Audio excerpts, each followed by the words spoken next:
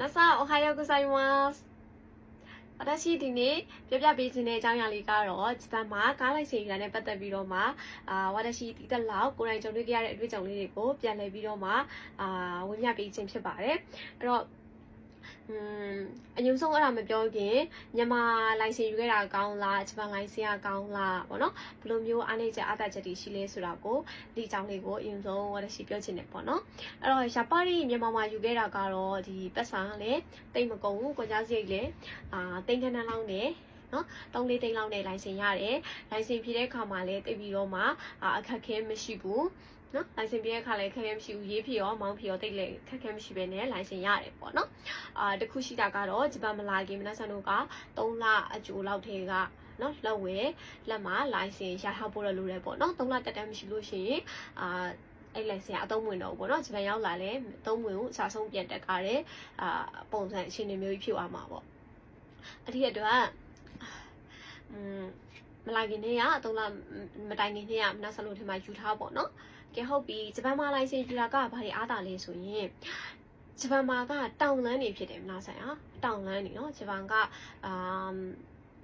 ပင်လယ်ပေါ့နော်ပင်လယ်တွေဝန်းရံနေတဲ့နိုင်ငံဖြစ်တဲ့အတွက်သူ့မှာတစ်မျိုးနဲ့တစ်မျိုးကူးတဲ့အခါမှာကျိုးနိုင်ငံဖြစ်တဲ့အတွက်ပေါ့နော်တစ်မျိုးနဲ့တစ်မျိုးကူးတဲ့အခါမှာတောင်တွေအများကြီးပဲရှိတယ်တောင်တွေတက်ကြတာအကျိတ်ချိုးတောင်လိုမျိုးပဲနော်တတောင်ပြီးအဲ့လိုမျိုးတောင်ရွတ်ဒီလိုမျိုးပတ်ပြီးတော့တက်နေရတာပေါ့နော်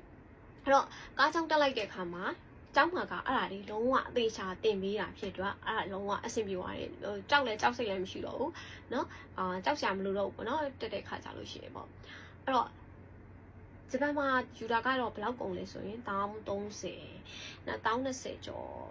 1030ကျော်လောက်တော့ကုန်တယ်ပေါ့နော်ဝါတရှိကတော့16တောင်ထဲပေါ့နော်16တောင်ပဲကုန်သွားပါတယ်အဲ့တော့ဘယ်လိုမျိုး16တောင်နဲ့ဒီလိုမျိုးကားလိုင်စင်ကိုရခဲ့လဲဆိုတာကိုနော်ပြပြပေးပါမယ်私နေတဲ့ခရိုင်ကနေပြီးတော့မှနည်းနည်းတော့ဝေးတယ်သွားတဲ့ခရိုင်ကတော့တော်တော်ကြီးထိသွားပါတယ်私ဆန်ကောက်မှာနေတာပါဟိုဖြူရှုပတ်လေဖူကိုကာအောက်မှာနေတာပါအဲ့တော့သူက22တောင်ပလန်မှာ22တောင်ပလန်ကို私တို့က3ရောက်သွားတာဖြစ်တဲ့အတွက်သူကပြန်လျှော့ပေးတာပေါ့နော်အဖွဲလိုက်လာတဲ့အတွက်9000ရှော့ပေးပါတယ်နောက်ပြီးတော့ရှော့ခိုင်းလောက်တာမိတ်ဆက်ပေးကြဆိုလို့ရှိရင်9000ရှော့တယ်အဲ့ဒါတော့သူတို့ဟို私တို့မိတ်ဆက်ပေးကတော့私တို့မရလိုက်ဘူးပေါ့နော်အကြောင်းကဟိုကျောင်းကအမတယောက်ကမိတ်ဆက်ပြတာပေါ့နော်ထားပါတော့ပေါ့နော်အဲ့ဒါတော့မရလိုက်ဘူးဒီအဖွဲလိုက်တော့3ရောက်သွားဖြစ်တော့ဒါ2ရောက်နဲ့အထက်ဆိုရင်အဖွဲလိုက်ပေါ့နော်9000ရှော့ပေးတယ်နောက်ပြီးတော့ထမင်းစားမှာလားပေါ့နော်သူတို့ထမင်းကျွေးတယ်နှစ်ပတ်ကိုထမင်းကျွေးတယ်ထမင်းရကြတော့3000ခွဲပေါ့နော်3000ခွဲတကယ်လို့မစားဘူးဆိုရင်ပြန်ပေးမယ်တဲ့3000ခွဲတဲ့โอเคဝါတရှာဂျပန်စာကြီးလည်းမကြိုက်ဘူးဆိုတော့ထမင်းမစားဘူးကိုဖကိုပဲအရင်ကနေဟင်းချက်ဝါလည်းရှိတယ်အဲ့မှာလည်းစူပါတွေကလည်းဈေးတော်တာဖြစ်တဲ့အတွက်စူပါတွေကဝယ်ပြီးတော့သူကအစင်တစ်ထားပေးတာလေနော်ဒီရှိရင်ဂျီမိုက်ခရိုဝေးတွေဒီ oven လည်းပါတယ်အဲ့ဒါဆိုတော့အဲ့ကလည်းဝယ်ပြီးတော့ပဲစားမယ်ဆိုပြီးတော့အဲ့ဒါပတ်စံပြန်တောင်းတော့2000ခွဲရင်9000ဆိုတော့4000ပြန်ရတယ်22တောင်း4000ပြန်ရတော့18000ပဲခွန်မင်းနဲ့18000ပဲကြတယ်ပေါ့နော်ရန်18000ပဲကြတယ်အဲ့တော့18000ကိုမှဝါတရှာ Q show ဖြစ်တဲ့အတွက်သူက Q show လူတွေကိုလမ်းစေးပြန်ပေးတယ်Q show ကမဟုတ်ဘူးဘယ်ကနေပဲလာလမ်းစေးပြန်ပေးတယ်အများဆုံးသူက2000ပြန်ပေးတယ် Q show လူတွေဆိုရင်2000ထိပြန်ပေးတယ်ကိုက18000ပဲကြတယ်ဆိုရင်တော့18000ပဲရမယ်2000ထက်ကျော်ကြရင်ဆိုရင်တော့2000ကြမယ်2000ရမယ်ပေါ့နော်ဒါပေမဲ့ receipt တော့ပြရတယ်ပေါ့နော် receipt တော့ပြတယ်အဲ့တော့ဝါဒရှိကကြတော့1000ကြတယ်အသွား1000ဆိုတော့အဲ့ဒါပြလိုက်တော့2000ဖြစ်နေမှာပေါ့နော်အသွားပြန်ဆိုရင် okay အဲ့ဆိုရင်တို့လက်ခံတယ်2000ပြန်ရတယ်အဲ့တော့22,000နဲ့4000ရပြီးပြီ2000ထက်ရတော့6000ပြန်ရတယ်အဲ့တော့16000ပဲကြပါတယ်နော်16000ရတယ်โอเคတက်တယ်စစရောက်တဲ့နေ့ကတက်တော့သူကစာတင်ရတယ်TV လေးကြည့်ပြီးတော့ကောင်းမောင်းရတယ်နောက်နေ့ဆိုရင်တန်းပြီးတော့ကားဝတ်တက်ပြီးတော့ကောင်းမောင်းရတယ်စာတင်ရတယ်ဆောင်းမွေးတွေအစမ်းတွေဖြေရတယ်ဒီခါလေးဖြေရတယ်ပေါ့နော်ခါလီမန်ကျော်အတွက်သူကအဲ့နေတွေကဆောင်းမွေးတွေဖြေရတယ်အဲ့တော့တနေ့ကုန်အတန်းတက်တဲ့ကားမောင်းတယ်ဆောင်းမွေးဖြေတယ်နော်ပြန်လာရင်ဆောင်းမွေးဖြိုတဲ့စာကြည့်တယ်အဲ့လိုမျိုးပဲနော်နှစ်ပတ်ကဟိုမချောင်းတော့မချောင်းပေါ့နော်နည်းနည်းတော့ပြင်ပန်းတယ်ပေါ့နော်နှစ်ပတ်နဲ့ရှုံးရတာပေါ့နော်ရအောင်ဆိုတော့အဲ့မှာနောက်ဆက်တော့တက်ရင်နေမှာသူကခါရီမန်ဖြောပေါ့နော်ယာယီလိုင်စင်ဖြည့်ရတယ်ပေါ့နော်သူ့ရဲ့တင်ထားတဲ့ course တွေအကုန်လုံးပြီးသွားရင်ယာယီလိုင်စင်ဖြည့်ပါတယ်အဲ့တော့မဖြည့်ခင်ကြတော့ဝတ်တက်ချက်ဒီ S line ပေါ့နော်ခုနတောင်လန်းတွေပြောချင်တာပေါ့နော်ကျွန်မမှာတောင်လန်းများတယ်သူက S line တွေတီလိုမျိုးခါတယ်ကိုရတယ်ပေါ့နော်အဲ့ဒါတွေပါတယ် အဲ့မှာတင်တော့သူကဆရာတနေ့ကိုတယောက်ပြောင်းနေပေါ့နော်ကိုတန်းတိုးပုံမှန်တန်းတိုးတော့ရှိရပေါ့နော်တနေ့တယောက်ပြောင်းနေတင်တဲ့ဆရာနဲ့ဝါသရှိနေနေကီးမကြိုက်တာပေါ့နော်ကီးမကြိုက်ဆိုတာသူပြောတာလေကိုနားမလဲပေါ့နော်သူပြောတာကမမြင်ဘူးဖြစ်နေဘယ်လိုမျိုးလုပ်ရမလဲကွာမသိဘူးအဲ့မှာတင်မယ်အစလာသူများထက်3ရက်လောက်ကြာသွားတယ်ပေါ့နော်အဲ့ဒါ3ဘက်ဖြစ်သွားတယ်နှစ်ဘက်ကနေ3ဘက်မှပြီးသွားတယ်ပေါ့နော်သူကမတက်မချင်းသူကတင်ပေးတာတက်သွားမှာထားပါတော့9ရက်တင်တဲ့ course ကိုဝါသရှိဆိုရင်9ရက်လားမသိတင်လိုက်ရအဲ့လိုပုံစံမျိုးပေါ့နော်9ရက်ဖြစ်သွားလဲရတယ်တက်သွားမှတင်တက်သွားမှဆောင်းဝဲဖြည့်ခိုင်းတယ်လက်မှတ်ရတော့မှကားလမ်းပေါ်မောင်းရတယ်ကားလမ်းပေါ်မောင်းရတော့မောင်းတယ်အမှဟိုမန်ကျော်မိကွန်းအပုတ်100ဖြည့်ရတယ်ပုံမှန်ခါရီမန်ကျော်အရှိရကားမောင်းတော့ကကြတော့ပုံမှန်မိကွန်း50ပဲဖြည့်ရတာအဲ့မှာဆောင်းဝဲအစမ်းဖြည့်လို့တစ်ချိန်အောင်မယ်လက်တွေ့ဖြည့်တာအောင်မယ်ဆိုလို့ရှိရင်လက်တွေ့လိုက်စစ်လို့အဆင်ပြေသွားဆိုရင်သူကဆောင်းဝဲဝင်ဖြည့်ရတယ်ဆောင်းဝဲကျတော့ဒီ yes ကနေလာစစ်တဲ့ဆောင်းဝဲဖြည့်ရတယ်ကားမောင်းကကျတော့ဆရာတွေနဲ့ကျောင်းမှာကားမောင်းပြတယ်ကျောင်းတွင်းမှာပေါ့နော်အဲ့လိုတင်ထားတဲ့ course တွေအကုန်မောင်းပြရတာပေါ့အဲ့တော့ကားမောင်းအောင်သွားတယ်ဆိုလို့ရှိရင်ဒီရေးဖြည့်ပေးဖြည့်တယ်ရေးဖြည့်ကျသွားရင် license မရဘူးနောက်ပြန်ကျရင်ထပ်ဖြည့်ရေးဖြစ်လဲမကြောက်ဘူးကောင်းမောင်းလဲအောင်တယ်ရေးဖြစ်လဲအောင်တယ်ဆိုလို့ရှိရင်ခါရီမန်ကျော်စာရီတွေရတယ်ရပြီးတာနဲ့အိုင်းနေချက်ချင်းဒိုးကြောပေါ့ကားလမ်းမပေါ်တက်ပြီးတော့ကားလမ်းမကcourse ပေါ့ကားလမ်းမသင်ခန်းစာတွေကိုသင်ရပါတယ်အဲကြိုင်အမြန်လမ်းတွေတဲသွားရတယ်နော်တောင်လမ်းတွေလည်းတက်ကြရတယ်အစုံသွားရတယ်အဲ့မှာတက်နေနေမှာဒီဟိုမန်ကျော်ပေါ့နော်မိကုန်းအပုတ်တရားတော့ကိုမနာဆောင်ဆောင်မွေးနေတိုင်းဝင်ဖြေနေရပါတယ်အဲ့တော့တစ်ချိန်အောင်မရမယ်သူကကျတော့အစမ်းပဲရှိတော့ပေါ့နော်အစင်ရတော့ကိုယ်ခင်ရွေးဝဖြစ်မှာဖြစ်တော့အစမ်းတစ်ချိန်အောင်တယ်ဆိုလို့ရှိရင်ဟိုဘက်ကအပြင်မှာကားမောင်းနေတာကနာဆောင်တော့ပြီးသွားတယ်တင်တန်း course တွေပြီးသွားရင်တင်ပြီးသွားတယ်အဆင်ပြေတယ်ဆောင်ဝဲစစ်လို့ရပြီဆိုရင်ဒီမှာလေးတစ်ချိန်အစမ်းမအောင်ထားတယ်ဟိုကလည်းဖြေလို့ပြီးသွားတယ်ဆိုလို့ရှိရင်နာဆောင်တို့ကိုအဲ့လိုဆောင်ဝဲစစ်တယ်ပေါ့နော်ကားမောင်းအဓိကကားမောင်းဆောင်ဝဲစစ်တယ်ကားမောင်းဆောင်ဝဲအောင်သွားရဆိုလို့ရှိရင်ချက်ချင်းပဲအဲ့ဒီနေ့အိမ်ပြန်ရပါတယ်အဲ့တော့ဝတ်ရွှေ2000ပေးထားတယ်ပြန်လာတဲ့နေ့ကကြတော့စာကောက်ပြန်တဲ့အခါမှာကားတွေကမရှိတော့ဘူးအိုဆာကာနေတစ်စစ်တိုတိုရီယာနေအိုဆာကာကိုသွားတယ်အိုဆာကာနေမှာဆာကာကိုညကာနေပြန်လာတော့ပေါ့နော်အဲ့တော့အဲ့မှာပြန်လာတော့ဝတ်ရှိ8000လောက်ပဲကြာတော့ပေါ့နော်အဲ့တော့2000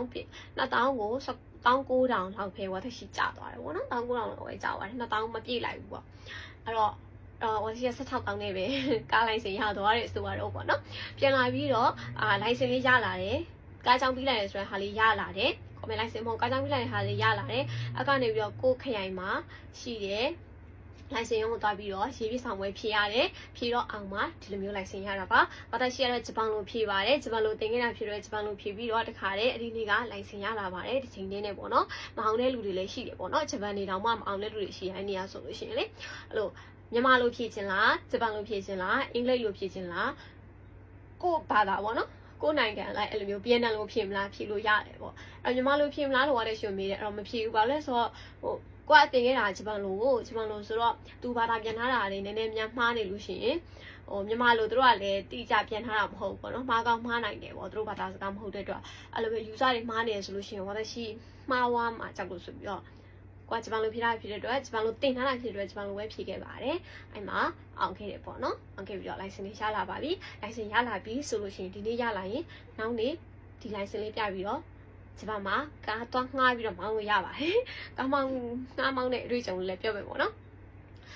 12နာရီပေါ့နော်တစ်ဆိုင်နဲ့မတူဘူးပေါ့နော်တစ်ဆိုင်အဲ့လိုမျိုးမတူတာရှိရပါဈေးနှုန်းကတော့ဝတ်တက်ရှိကတော့ဒီ12နာရီကို9500ပေါ့နော်တခါတည်းဟိုအမခံနေပါပြီဒါကိုကပဲတိုက်ကိုပဲလိုက်တိုက်12နာရီအတွင်းမှာ0ရန်လုံးဝတပြားမှမပေးရဘူးအဲ့လိုမျိုးငှားတာပေါ့နော်သူကလေစငါတော့လေဟင်းလို့ short ရှင်းရှာလို့ရှင်းရှာဆိုအခုမှဟိုစမောင်းသူပေါ့နော်ဆိုရင်ရလားဆို okay တဲ့ဂျပန် license ဆိုရင်ရတယ်တဲ့ဘာမှမဖြစ်ဘူးတဲ့ဆိုတော့ date တောင်မကြည့်လိုက်ဘူးတက်ရှိအားနဲ့ okay ငှားလိုက်တယ်ပေါ့နော်သူကငှားပြီးတော့သူဒီဟာဆိုအဆင်ပြေတယ်မှတ်လားဆိုပြီးတော့အခွန်တွေကိုသူတို့ကဘယ်လိုလဲတော့မသိဘူးเนาะဟို15000လောက်ထိစောင်းမှာအများဆုံး15000လောက်ထိကိုယ်တိုက်မရအဖြစ်ကိုကပဲတက်လိုက်တာဖြစ်15000ရဲ့အောက်က15000လောက်1030နီးပါးလောက်စောင်းရမှာကွာပုံမှန်အဲ့လိုမျိုးအခွန်မဆောင်နိုင်ဒိုင်ကြီးပေးရအောင်ရော်ကြီးပေးရမှာပေါ့เนาะအဲ့လိုမျိုးဖြစ်အောင်သူကချက်ချင်းကပေါ့เนาะဒါတွေရတယ်မလုံးမှလားမဟုတ်ဘူးလို့ခုမှကျမမောင်းလာဆိုတော့လို့ဒါတွေယူမရမယ်ဆိုတော့2200ပဲမလားစရဲပေးရတယ်အဲ့တော့တခါတည်းဟိုအမခံယူထားလိုက်တယ်လေကိုကပါကင်ကလည်းမကျွမ်းသေးဘူးပေါ့နော်ကျောင်းမှာတော့ပါကင်ကျွမ်းတယ်ကျောင်းကသင်ခန်းစာမှာတော့ပါကင်ကျွမ်းတယ်အပြင်မှာပါကင်ထိုးတာမကျွမ်း15နှစ်လောက်တိုင်ပန်နေပါကင်ထိုးတာဒီလောက်ဟိုတောင်လန်းနေအဖြောက်မောင်းလာပြီးတော့အဲ့လိုမျိုးဆိုတခုတိုက်ပြီးရင်ပေါ့နော်ကြောက်လို့ဆိုပြီးတော့အားနဲ့ဟ ခန်းပေါ့နော်ဒီအမခံယူလိုက်တယ်2200ပေးရတယ်ငါးက3000ကျော်ပဲကျပါတယ်အဲ့တော့ဟို12နာရီငါးတာမနေ့8ခွဲကနေည8ခွဲထိကိုစီရောက်ကိုပါအဖြစ်ပေါ့နော်9500ပဲကျတယ်ပေါ့နော်အဲ့လိုမျိုး9ယောက်စီးလို့ရတယ်ပေါ့9ယောက်ပေါ့မောင်းသူ1ယောက်နဲ့ထိုင်တဲ့လူ4ယောက်ပေါ့အဲ့လေငါပြီးတော့မောင်းနေတယ်ပေါ့နော်အဲ့လိုမျိုးကွာမဝယ်နိုင်သေးဘူးဟုတ်ကားလည်းမဝယ်နိုင်သေးတော့အဲ့လိုမျိုးမောင်းကျင်နေပါတယ်အဲ့တော့ဂျပန်မှာကိုယ်တိုင်တင်လိုက်တာကတော့ပြည့်ရင်စီကန်းလန်းစီကန်းနေတေချာတီးွားတယ်ပေါ့နော်ကောင်းတယ်လို့တော့ထင်ပါတယ်ပတ်စံကတော့ကုန်တယ်ဆိုပေမဲ့မြန်မာနေမလားသေးဘူးဆိုရင်တော့တင်လာခဲ့ပေါ့ဂျပန်ရောက်ပြီးမှတော့ဂျပန်လိုတင်လိုက်တာတော့ကောင်းတယ်ပေါ့နော်အားလေးဟောတရှိတွေ့ကြုံရင်အရာပြပြပြတာပါနောက်ပိုင်းကြာလို့ရှိရင်လေဒီမှာဟိုတင်ခဲ့တဲ့ပေါ့နော်စာတွေကိုဟောတရှိ YouTube မှာတင်ပေးဖို့ပေါ့နော်ဝင်းမြသွားဖို့ရှိပါတယ်အခုကတော့ပွဲယူဖို့လုံးနေရတဲ့အလုံးနဲ့နည်းနည်းလေးမအားလို့အခုကတော့မတင်ပေးသေးဘူးပေါ့နော်ဒါလေးတိတလောက်ပြန်လဲပြပြပေးတာပါကျေးဇူးအများကြီးတင်ပါတယ်ဘိုင်ဘိုင်